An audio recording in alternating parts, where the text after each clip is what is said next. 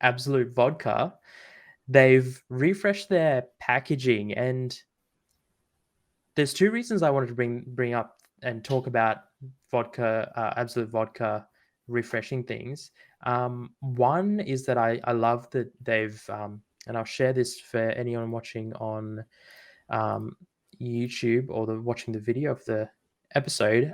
They've simplified things down, but not changed things too much at the same time. But the biggest thing for me is that they're Swedish. I did not know this. Really? There you go. I mean, they have made it I more of a focus. They've got in the new packaging Swedish vodka, and then down the bottom in the embossed part of the glass, country of Sweden. Whereas I think previously it's got Sweden mentioned in the right at the bottom but I've never and noticed in it the before. in all the cursive writing, which I've never bothered to read, but is an Oh, iconic yeah. image to me. I've never bothered to read that either. Um, I think with making the Swedish side of things more obvious, I think Absolute has been able to differentiate themselves. The vodka market is absolutely like inundated. From a past life where I used to be around vodka a lot more, there's a lot more vodka brands out there than most people would even realize. But this allows them to, the mention of Swedish, for me, wrongly or rightly, Swedish vodka sounds more premium than, you know, just vodka in general. And that's been the biggest takeaway for me from this refresh. What are your thoughts though? I am a little bit in the middle at the moment. I think I don't know. The previous bottle is so iconic, and I feel like it's just you look at it and you know it's Absolute without even really needing to read because of just the big bold text and that cursive that, as we said, we don't never bother to read, but it's Absolute. That's what you see.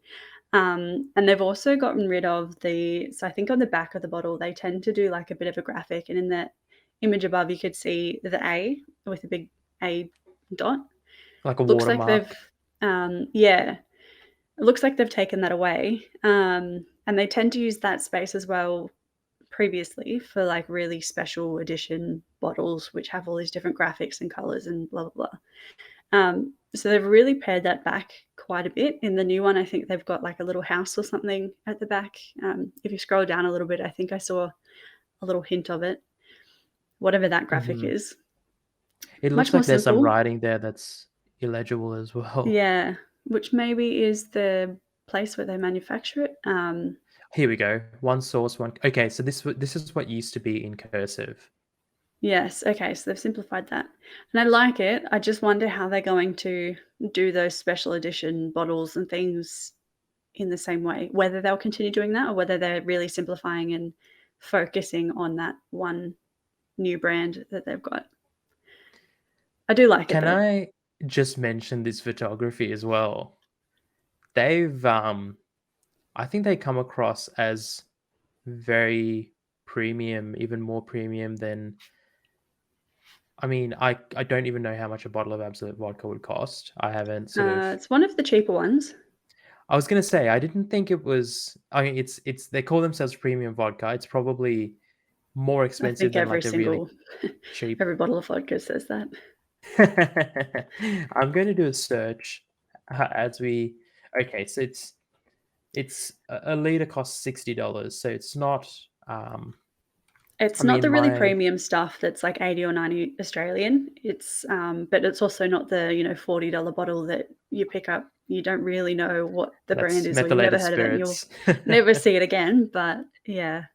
Okay, yeah. So, something one vodka that I like is Belvedere.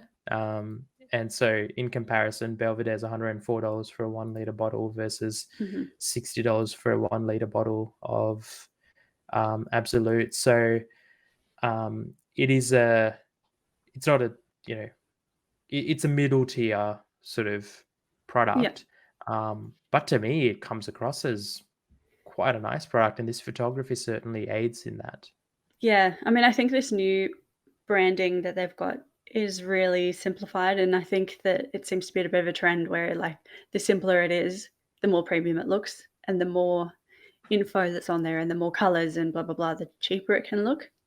So it seems like maybe they are trying to make their product a little bit more premium, or at least appear more premium without actually increasing price or anything. Well, you never Maybe know. they Maybe the will. price will increase. Exactly. Yeah, hopefully Maybe not. they will. I feel like it's just such a staple, like, good choice. You just know that it's not gonna be super terrible. Obviously not the best, but it's just right there in the Yeah, middle. it's a decent mixer. Mhm. That's wow, 400 years of Swedish tradition behind it. Um, so again, had to mention this one. I think they've done a good job ultimately simplifying things at the very least, and they haven't messed with the Absolute Vodka word mark and lockup. And really, they've moved a few things around in the bottle, but they've, to me, it's a tasteful refresh versus going a bit too far with things. And they're also like looking through all the collateral or the examples that they've shown us.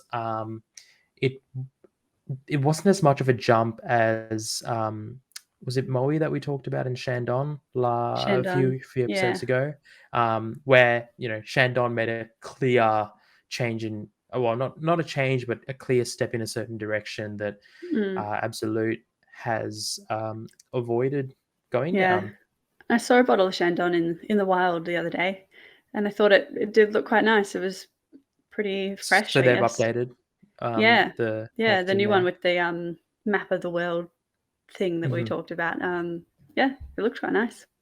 I'll have to take a look next time.